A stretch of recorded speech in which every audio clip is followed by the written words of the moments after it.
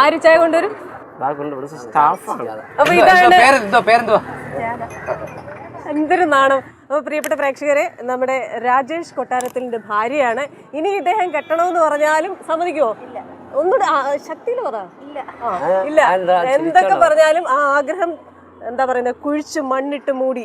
എന്റെ കാര്യമാണ് കല്യാണക്കാര്യം പറഞ്ഞ സുജിത്തിന്റെ അല്ലേ അവനാ. പക്ഷെ അത് വഴി തിരിച്ച് കൊണ്ട് വെച്ച് കഴിഞ്ഞിട്ട് അല്ല, ഞാൻ സുജിത്തിന് അവനൊരു ജീവിതം കിട്ടട്ടെ എന്ന് പറഞ്ഞോണ്ട് ഞാൻ പറഞ്ഞു.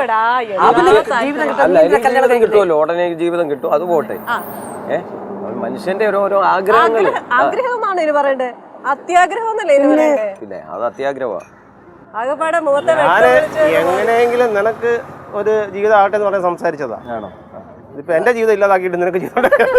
സത്യം പറഞ്ഞു കഴിഞ്ഞാൽ വനജ ടീച്ചർ എന്ന് പറഞ്ഞ് ഇവിടെ വന്നപ്പോ ഞാൻ ഞെട്ടിപ്പോയി കേട്ടോ. സത്യം പറഞ്ഞ അല്ലേ? നിന്റെ സങ്കല്പത്തില് വനജ ടീച്ചർ ഇതല്ല.